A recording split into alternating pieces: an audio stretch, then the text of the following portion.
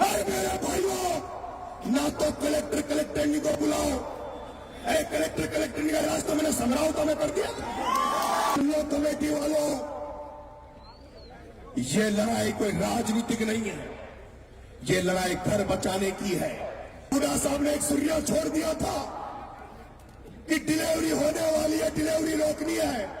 हो सकता है कांग्रेस ने प्रेग्नेंट की हो, का समय बीजेपी की सरकार में आ गया, लेकिन कमेटी वाला जनता, अगर तुमने नरेश पे भरोसा कर दिया तो भूल क्या कर दूंगा उस डिलीवरी को नहीं होने दूंगा। देश में नरेंद्र मोदी द्वारा घोषित काले कानूनों को भूंगली बनाकर वापिस मोदी के पिछवाड़े में डालने वाले राकेश जी टिकैत साहब, आज रात भर यहां रुक जाओ, कल तक का अल्टीमेटम दे दो कमेटी वालों। कल शाम को 12, कल दिन के 12 बजे 4 बजे का अल्टीमेटम दे दो। कलेक्ट्री मत चलो, मेरे साथ पैदल रेलवे ट्रैक की तरफ चलना। अगर सुना देखा है, जब भी किसी ने डूंगरी बात के अलावा इस मंच में एक भी शब्द बोला है तो लोग खड़े हो गए, लोग बोर होने लग जाते हैं, क्योंकि केवल ये जनता डूंगरी बांध को सुनना चाहती है, डूंगरी बांध को रुकवाने की बात सुनना चाहती है। नरेश मीणा 7 बच्चों के लिए 15 दिन भूखा रह सकता है, तो नरेश मीणा अगर तुम परमिशन दे दो तो अभी इसी जगह भूख हड़ताल पर बैठना चाहता है। डोंगरी बांध आंदोलन के क्षेत्र गांव की कमेटी के सारे अध्यक्ष जन और इन 88 गांव और 88 गांवों में रहने वाले आदमियों को, उनके मकानों को, उनके पशुओं को, उनके आने वाले बच्चों का भविष्य को बचाने के लिए जो बहुत बड़ी तादाद में, लाखों की तादाद में आप जो बड़ी संख्या में जोड़ने आए हैं, और जो जोड़ने के लोगों ने, जो जोड़ने की माता बहनों ने, जोड़ने के पंच पटेलों से लेकर बच्चों ने जो इस बहुआ मीटिंग का आयोजन किया, महापंचायत का आयोजन किया और अतिथियों का स्वागत किया, सत्कार किया, उसके लिए मैं जोड़ने वालों को धन्यवाद देता हूं, धन्यवाद ज्ञापित करता हूं कि उन्होंने इतनी शानदार मीटिंग का आयोजन किया। मंच पर विराजमान सभी नेतागण, देश में नरेंद्र मोदी द्वारा घोषित काले कानूनों को भूंगली बनाकर वापिस मोदी के पिछवाड़े में डालने वाले राकेश जी टिकैत साहब, राजस्थान की राजनीति में मेरे क्रांतिकारी बड़े भाई आदरणीय राजेंद्र जी हुड्डा साहब, आपका सपोर्टर सर पूर्व मंत्री बड़े भाई रमेश जी मीणा साहब, आपका इस सपोर्टर का बेटा, आपका विधायक भाई हंसराज जी मीणा, आपके इस मंच पर विराजमान सभी नेतागण, मेरे क्रांतिकारी साथी भाई प्रहलाद खटारा, भाई शीशराम गुर्जर, भाई आमिर खान, तमाम सर्व समाज के लोग जो इस रैली में, इस पंचायत में बहुत कुछ मन बनाकर आए हैं, कुछ लेने आए हैं। मैं जानता हूं इसके पहले कई पंचायतें हुई, अगर नरेश मीणा भूख हड़ताल पर नहीं होता तो नरेश मीणा चकेरी की धरती पे भी आता। मैं इस पंचायत में जब आया था तो सोच कर आया था कि नरेश मीणा एक भी शब्द भाषण में नहीं बोलेगा, भाषण नहीं बोलेगा।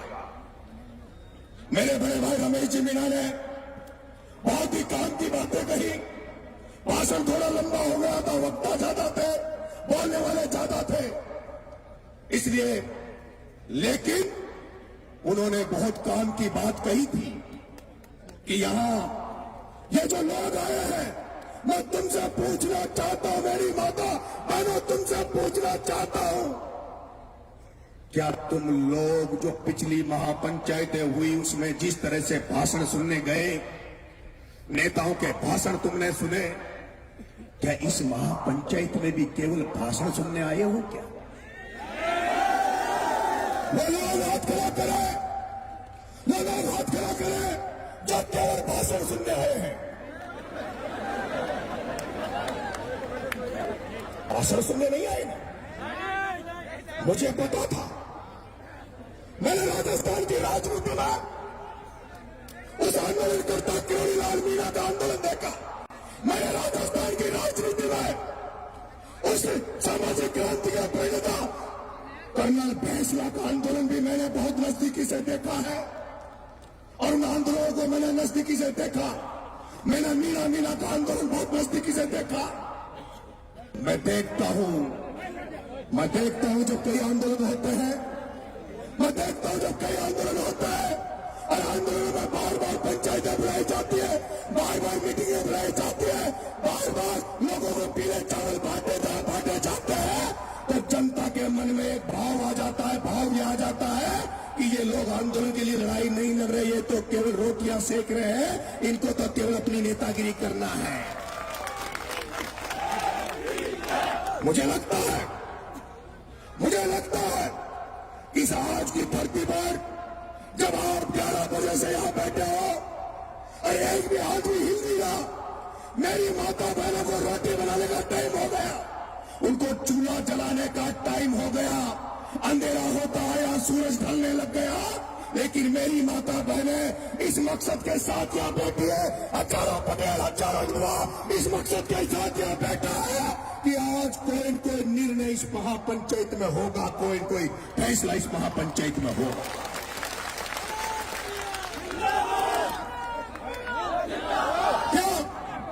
क्या आप फैसला चाहते हो? अगर हाथ खड़े करो फैसला चाहते हो। मैं आपसे कहना चाहता हूं कमेटी के लोग और छत्र गांव के छत्र कमेटी के लोग 5 मिनट के लिए पीछे चले जाओ, 5 मिनट के लिए पीछे चले जाओ। ये जो मंत्री नेता यहां बैठे हैं इनसे 5 मिनट की मंत्रणा कर लो, 5 मिनट की मंत्रणा कर लो। तुम्हारा जो फैसला तो तुम्हारा ही रहेगा, तुम जो फैसला करोगे उस फैसले के साथ सारे मंच पर बैठे लोग आपके साथ रहेंगे, क्योंकि आपने कई दिनों से मेहनत कर रहे हो, लड़ाई लड़ रहे हो। लड़ाई हम आपके सुपुर्द करते हैं, हम तो सैनिक बनकर, सेनापति बनकर तुम्हारी लड़ाई तुम्हारे साथ मिलकर, कमेटी वालों की लड़ाई कमेटी वालों के साथ मिलकर लड़ाई लड़ेंगे। लेकिन सुन लो कमेटी वालों, ये लड़ाई कोई राजनीतिक नहीं है, ये लड़ाई घर बचाने की है। मेरी माता एक गीत गाती है, मेरी माता एक गीत गाती है कि चिड़िया घोंसलों को छोड़े, कैसा बच्चा बच्ची को कैसा घर को छोड़ दिया। लड़ाई राजनीति की नहीं है, लड़ाई राजनीतिक भाषण की नहीं है। मैंने देख लिया जब रात शाम को 5-6 बज रहे अंधेरा होता रहा और इतनी बड़ी संख्या में आप यहाँ बैठे हो, और मैंने सुना है, देखा है, जब भी किसी ने डूंगरी बांध के अलावा इस मंच में एक भी शब्द बोला है तो लोग खड़े हो गए, लोग बोर होने लग जाते हैं, क्योंकि केवल ये जनता डूंगरी बांध को सुनना चाहती है, डूंगरी बांध को रुकवाने की बात सुनना चाहती है। मेरे माताओं, मेरे किसान भाइयों, नेताओं ने कही, बूढ़ा साहब ने एक सुर्रिया छोड़ दिया था कि डिलीवरी होने वाली है, डिलीवरी रोकनी है। हो सकता है कांग्रेस ने प्रेग्नेंट की हो सकता है कांग्रेस ने प्रेग्नेंट की हो और डिलीवरी का समय बीजेपी की सरकार में आ गया। लेकिन कमेटी वालों, जनता, अगर तुमने नरेश पे भरोसा कर दिया तो भ्रूण हत्या कर दूंगा, उस डिलीवरी को नहीं होने दूंगा।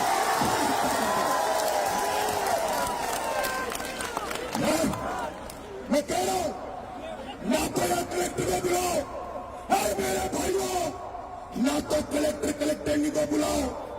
अरे कलेक्टर नहीं का इलाज तो मैंने समझाओ मैं कर दिया।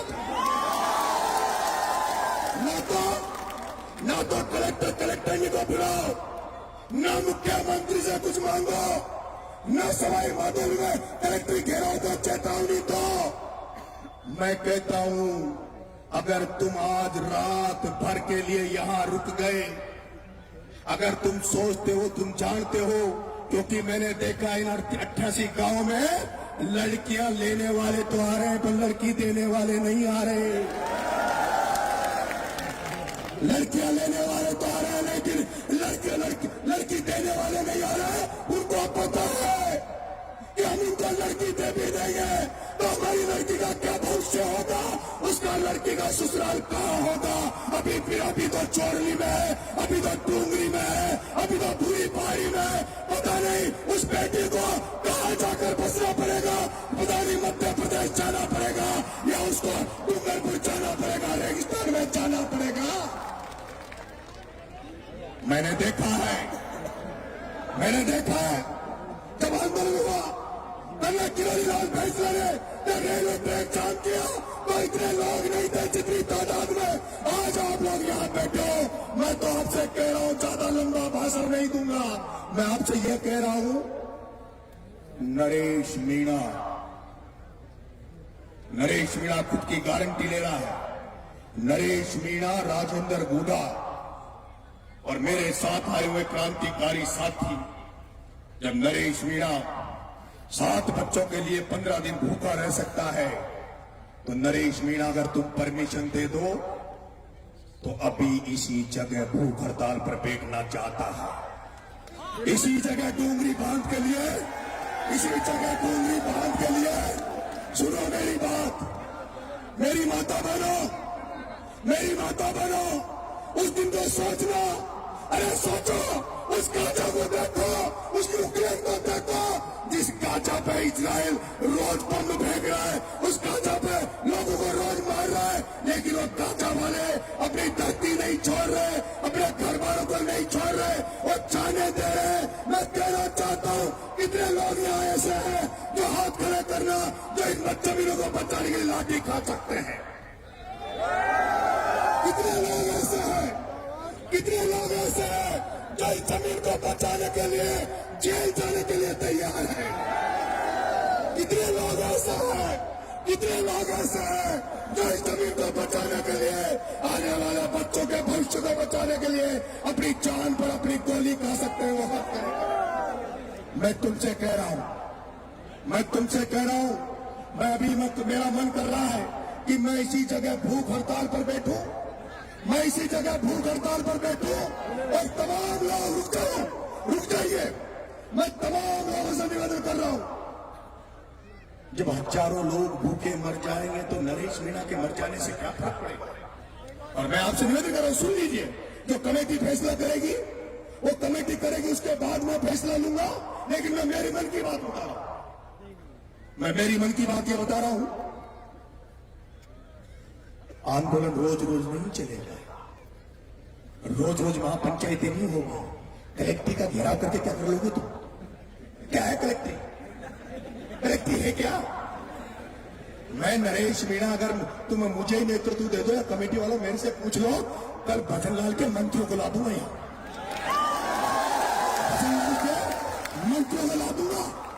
क्योंकि अभी थोड़े दिन पहले विजय फैसला ने आंदोलन की चेतावनी दी।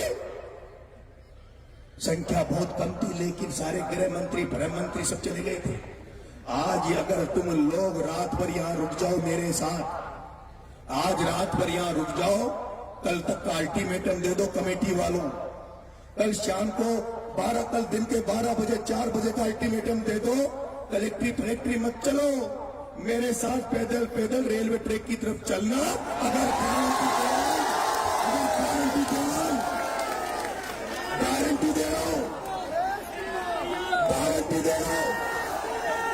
अगर गारंटी दे रहा हूं, सुन लो, अगर गारंटी दे रहा हूं, कलेक्टर तो क्या, और नया जो मुख्य सचिव आया है ना, वो अगर पटरी पे तुमसे बात करने नहीं आएगा तो नाम बदल देना। क्या तैयार हो? क्या तुम लोग जब आंदोलन में आए थे, इस महापंचायत में आए थे, तो क्या भाषण सुनकर जाने के लिए आए थे या आंदोलन में लड़ने के लिए आए थे, लड़ने के लिए आए थे? मेरे को पता है, नाम रजाई लाए ना गधेला लाए, लेकिन मुझे भरोसा है कि आने वाली पीढ़ियों को बचाने के लिए हमारे घर बार को बचाने के लिए मुझे भरोसा है, अगर तुम आज की